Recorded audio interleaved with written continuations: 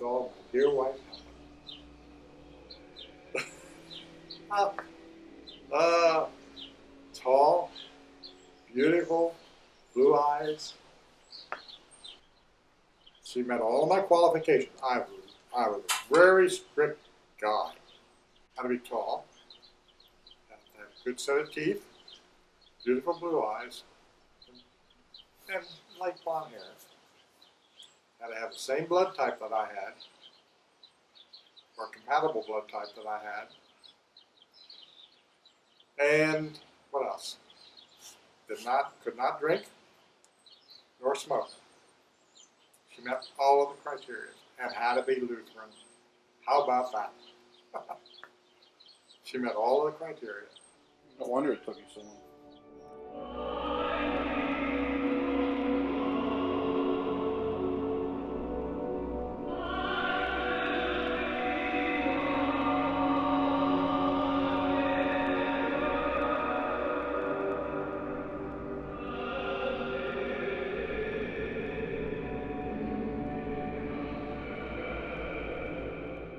Helen Way, who was beside me, this is the funny thing.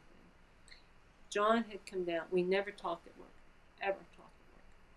But he would go to the department beside me to do business with those people over there from what he did. And when he walked past me this time, he said, "Hi, how are you?" And I said, "Fine," and he kept going.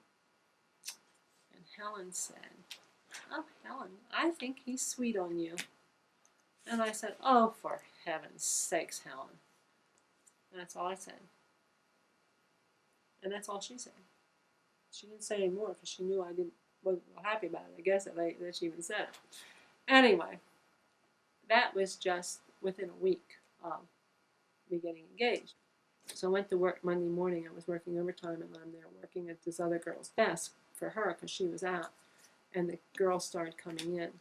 And, of course, they noticed the diamond. Well, there wasn't a lot of work done then in the beginning because there was a lot of chatter. Helen Way always walked in at 1 minute of 8 or 8 o'clock, never early. Gets to her desk, and everybody's up around this other desk with me yapping, and she said, "What's going on?" And somebody said, "Helen got engaged." "She got engaged? Who? I didn't know she was going with anybody." So she comes up to me, and she said, Who did you get engaged to?" And I said, "Well, Helen, you should know. You thought he was sweet on me." And she was so embarrassed. She said years later, because she had no idea. When she said that, she just said that to be funny.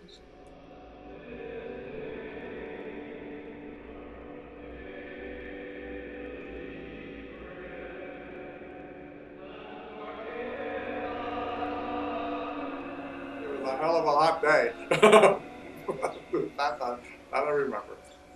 What do I remember about the wedding? It was a hot day. I remember the old Dodge car that Jim took us over in, his fancy old car. He was my chauffeur that day. He took me from home over there to the church. We sat in the roads that were needed to be rebuilt in traffic. Everyone thought I was going to show up for church my wedding because I walked in at the last minute, I guess. The thing that struck me, this wedding was going to start out close personal friends and be small. First thing that struck me when I walked in there, the church was full. I don't think that church had that many people in for many, many moons. But we had both had a lot of friends. Had a nice day.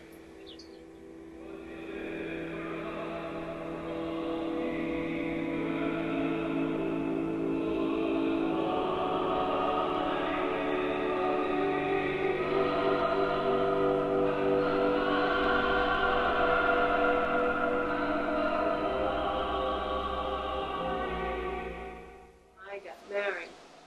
Kathy was my maid of honor, and Carolyn was my bridesmaid, and then Joanne, my niece Joanne, was our junior bridesmaid. I had one of the girls that I worked with, her little boy Don was, he was the ring bearer, and Joanne Biedencup, her dad and I worked together in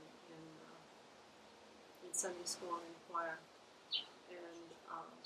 she was I think 5 or almost 5, and Don was just past 3. But he had been in a wedding before, so we knew that he would be.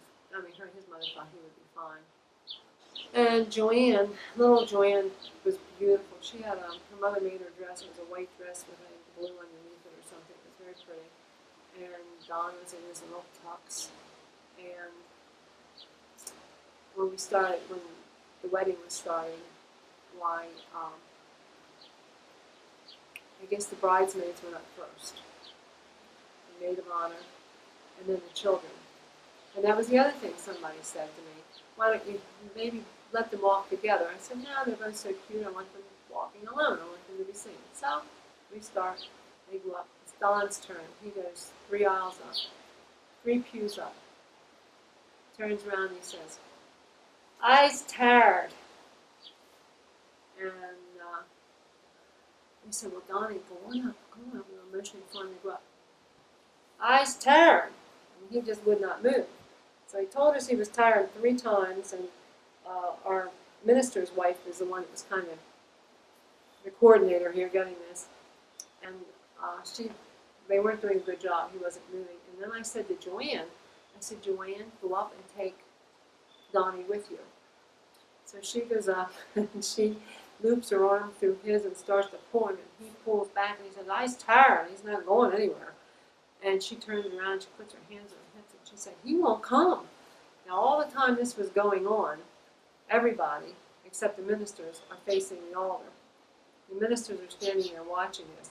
The organist keeps playing, "Here Comes the Bride." Just keeps playing and playing and playing. And finally I just said to Joanne, "Joanne, just turn around and go up by yourself, honey." She did. Like nothing had happened. She went up, and we bring Donnie back quick and gave me through the pillow to us. And we had these things pinned on, and my dad pulled the pins out, and I grabbed the rings and gave them to him, and we threw the pillow over our shoulder because that was about the end of the time we had, and then we started up the aisle. And so we carried the rings up with us because Donnie didn't go. But didn't ruin anything. I just had a wonderful time at my wedding. He had his brother Jim was his best man, and my brother Ben was an usher, and Ken Horning was a friend from church over here in my dad's. He was the other usher, and then my brother John sang. He did the solos, and the organist was from the church. But my mother said the hardest time, the part that she had the hardest time with was when my oldest brother was walking her up the aisle, and my brother John was singing "Oh Perfect Love" while the 2 boys had her. She was very emotional.